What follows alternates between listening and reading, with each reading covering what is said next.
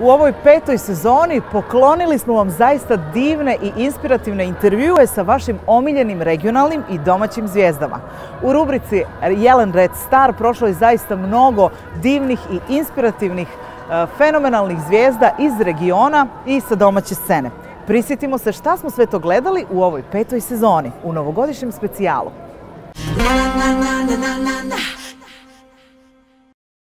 Evo Davore, srećemo se po ne znam koji put, nadam se da me se sjećaš, ali uvijek je dobar povod, jel' tako? Sjećam se. To sam ja. Leclerc.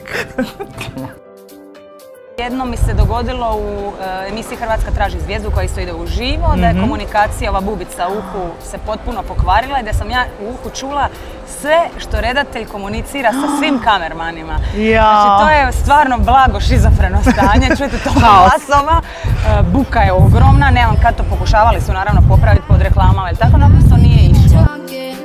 Pa ono što mi prvo pada na pamet to je jedna glasovna blokada, to je gubljenje glasa neposredno pred predstavu.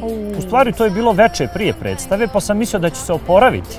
Situacija je sljedeća, znači naveče smo imali neku predstavu, poslije toga sam imao neku svirku, prehladio se i izgubim glas.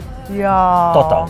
I naveče lijekovi, čajevi, ujutru se probudim, ujutru treba da idemo u Prijedor, da igramo dječju predstavu. Put po svijetu na trotinetu, gdje ja igram, tako reći, glavnu ulogu. Imam jako mnogo teksta i jako je zahtjevna predstava i fizički i mentalno u svakom pogledu. Fizički svakako, da. I mi na putu do Prijedora u kombiju ja ništa ne progovaram. Pravilo je kad se promukne da se ćuti. Ćuti se, piše se na papir. Tako je, san i ćutanje je lijek. Suvo voće, suve šljive i tako. Dolazimo u Prijedor, ja i dalje ne progovaram ništa. Pripremam se za scenu, izlazim i treba da kažem zdravo djeco! I to izgleda... Ja samog sebe u glavi ne čujem. Ajme! A koleginica moja kaže, ja tebe ništa ne čujem.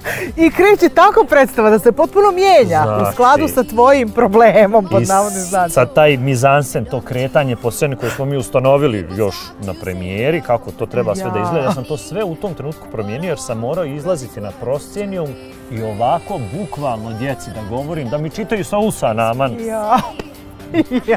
I tako sad sat vremena odigrat predstavu. Svaka ti čast, ja ne znam stvarno. To je bila i patnja na neki način ovim drugima uživanje da me gledaju kako se patim. Snimali smo ispred naše zgrade što mi je bilo fora jer kako sam se ja derala i animirala dok su oni ispred, po dvoje ih se snimalo, dok su oni ispred garaža nešli suckali, glumili instrumente, ja derem se sad gore, sad dole, sad sviraj, sad ovako, sad onako. I kako moja frekva je dopirala do svagdje, tako da sam pogledala gore u svoj prozor, vidi mačka mog kako me gleda, ono šta. I još sa strane mačak jedan koji hranim, lutalica me onako, šta se dereš, ne? Onda mi se recimo dogodilo da sam izašla u live sa naušnicom s koje je visila cijena. To je isto bilo odlično. Jesi još uvijek samo svoje? Svoj i ničiji. Konobar donese nešto. Kako si dan? Ja sam odlično. Jednom sam ušla s viklerom na glavi, ko sve sam tu imala kosu sređenu, a tu još vikler stoji. I to je bio pressing malo žešći jer sam morala pjevati njenu i to antologijsku pjesmu u jednoj mladosti. A to nije lako, da. To je bome zadatak. Ali dobro, eto, ona je stvarno bila zadovoljna jer je stvarno dobro odglumila.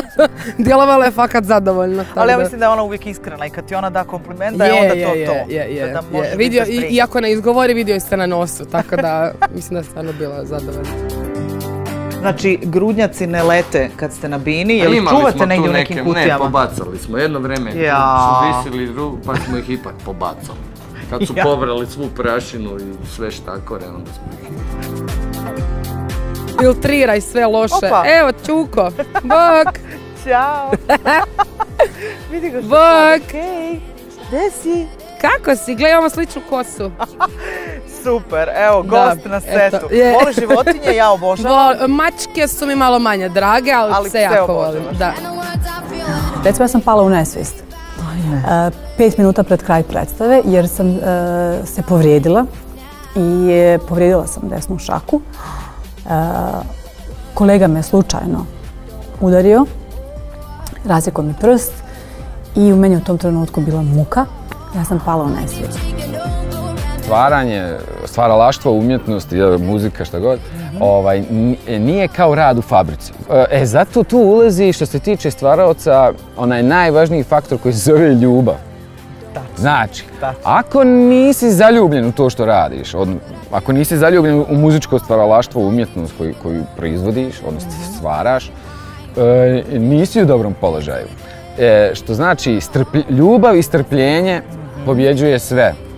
I to je stalno, ja imam stalni ti problema jer stalno pokušavam da guram, ali jednostavno nekad neće. Nekad ne ide. I možeš napraviš pauzu da odmoriš pa kažeš treba mi neko vrijeme pa ću onda. Meni se mnogo puta desilo da za vrijeme ručka samo odjednom mi sine ideja i ja to i trčim dole, a moj ukućan govori, djećo, šta ti je normalno, šta se dešava?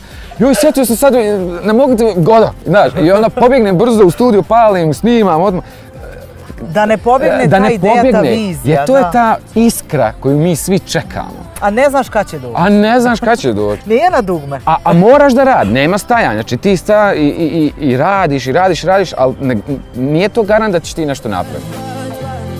Onda mi se dogodilo recimo isto da mi je tijekom live prijenosa, pošto sam se pokušavala ugurat u broj koji nije moj, pukla mi je haljina, ali hvala Bogu samo s leđa, tako da sam bila malo golišava sa stražnje strane, ali naprijed. Ali to kamere nisu vidjele naprijed, da. Da, imala sam neku podstavu koja me spasila, inače bi to sve bilo eksplozija na sceni, ali tako, bilo je tih nekih momenata. Ajme, ne smijem ni da zamislim.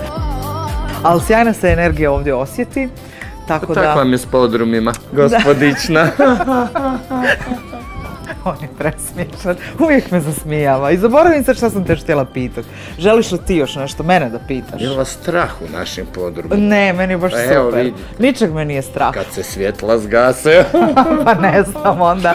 Doduše ne znam kako ćemo se vratiti, kako ćemo izaći. Pa sam još jednom pala u nesvijest u tih 5 minuta. Uglavnom, oni su bili u agoniji, jer nisam znala što se... Nisi bila svjesna uopšte situacije gdje se nalaziš, da. Ali su oni to jako dobro izveli, tako da veći dio publike uopšte nije primijetio da se to desilo. A idealan je trenutak bio jer ja u tom trenutku na sceni doživljavam jednu šokantnu situaciju. Tako da se to moglo sve pripisati tome. Mi smo nastupali u tim klasičnim američkim klubovima. Nismo mi backstage, ko u filmu smo čekali gdje su ove gajbe piva, jedna mala curica ispred nas pjeva koja ima 14 godina uz gitaru i sad mi čekamo svoj red u toj malom špajzu.